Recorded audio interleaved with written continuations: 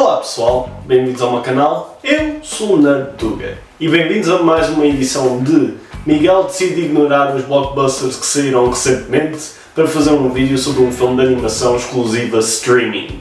Neste caso, o exclusivo da Netflix feito pela Sony Pictures Animation com o título de K-Pop Demon Hunters. E antes perguntem, não, eu não sou um fã de K-Pop. Não é que tenha algo contra, e até gosto de ouvir um bocado de vez em quando, mas antes de ver este filme, o meu conhecimento de K-Pop limitava-se a saber que os BTS existiam.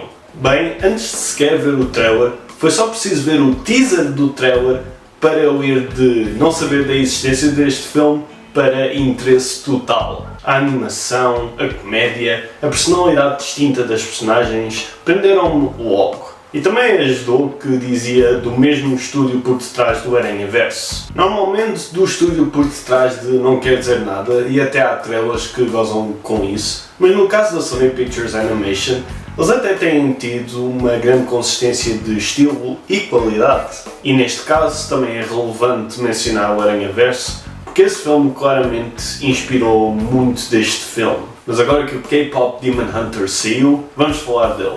Começando pelas titulares caçadoras de demónios, que por acaso são artistas de K-Pop. Ou artistas de K-Pop que por acaso são caçadoras de demónios, de acordo com a preferência de cada um. Apesar do filme ser sobre um trio de raparigas, a Rumi é claramente a protagonista. E enquanto que a líder do trio de combatentes do crime costuma ser a menos interessante, eles aqui até fizeram um bom trabalho com a Rumi. Não só porque há uma grande reviravolta em relação à personagem dela, que acontece logo no início do filme e da qual eu não estava à espera, mas também é algo bem integrado na sua jornada, em que enfrenta vários obstáculos emocionais, como o seu sentido de identidade e autoestima, o seu trauma geracional e os seus preconceitos de bem e mal. A Mira é o elemento mais agressivo do trio, mas de uma maneira subentendida e cheia de estilo. É muito parecida com a Raven dos Teen Titans nesse sentido. Porém, a minha preferida é a Zoe, que é muito divertida e adorável, mas não sem o seu lado agressivo e selvagem. É basicamente a Bubbles do trio. A Mira e a Zoe interagem bem com a Rumi e têm os seus próprios desafios e pequenas histórias, mas infelizmente muito do foco nelas é deslocado para a Rumi, o que não é necessariamente mau e é algo que pode ser depois retificado numa potencial sequela. Mas o grupo delas, as Huntrix, não são o único grupo de K-pop na vizinhança, porque estando estes demónios fartos destas caçadoras, um deles decide combater fogo com fogo, criando assim o seu próprio grupo de K-pop, os Saja Boys. É um plano que até no contexto do filme parece um pouco ridículo, mas acaba por ser surpreendentemente eficaz. Esta boys band literalmente demoníaca é liderada pelo Gino, que até tem um passado bastante interessante, e ainda mais interessante é a relação que ele forma com a Rumi, em que, apesar de serem inimigos, descobrem que têm muito em comum. Para além de que ele tem um tigre demónio e um passarinho demónio de estimação que são muito adoráveis. Tal como a Rumi, o Gino é aquele que recebe mais foco no seu grupo, só que no caso dele é mais flagrante, ao ponto de que os restantes Saja Boys nem sequer são as suas próprias personagens. O que até faz sentido, que não é suposto serem tanto personagens, mas sim mais acessórios do Gino. E são muito engraçados nesse papel, quer dizer, são os nomes deles, são hilariantes. Temos o Romance Saja, o Mystery Saja, o Baby Saja e o meu preferido, o Abs Saja, que por acaso é interpretado pelo Sungwon Cho, a.k.a. ProZD. E mesmo revendo as poucas falas que ele tem, eu não o reconheci. Alguém que eu também não reconheci foi o Ken Jeong como Bobby, o gerente empolgante e afável das Huntrix. O que até para um filme com demónios é bastante irrealista. Agora temos que falar da excelente animação.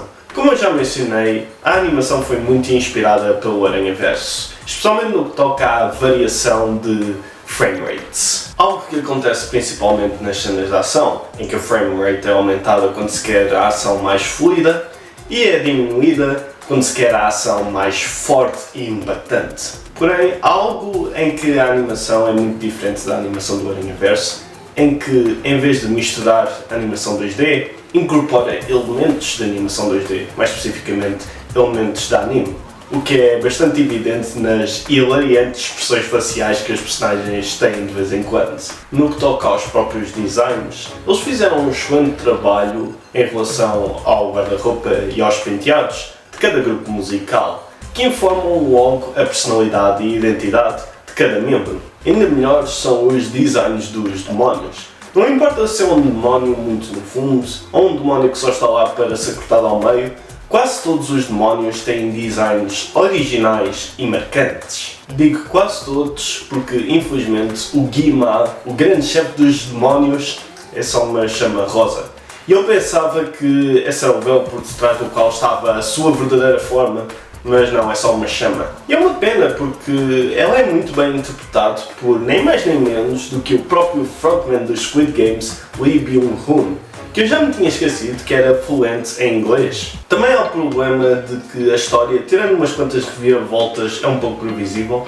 Felizmente as personagens são interessantes o suficiente para tu quereres vê-las a passarem por essas etapas e ver como é que passam por essas etapas. Porém, deixei a melhor parte para o final, que é a música, em particular as músicas. Mais uma vez, eu não sou um fã de K-pop, mas estas músicas, uou!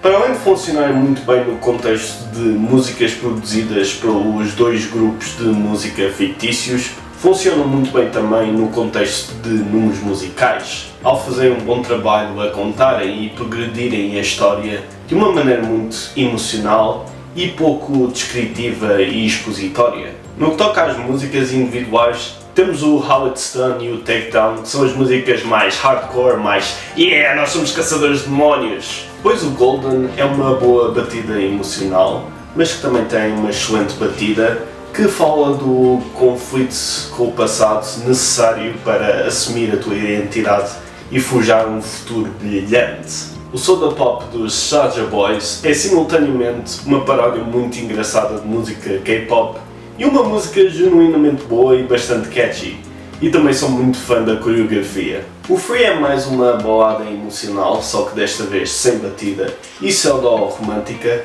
que fala do poder de duas pessoas com os seus demónios internos a juntarem forças para os enfrentar juntos. Your Idol é uma excelente música de vilão e uma boa crítica sobre o quão longe a obsessão por artistas de K-pop e artistas de pop em geral pode ser levada tanto do lado dos fãs como do lado dos artistas. A única música da qual não vou falar é aquela que acontece no conflito final.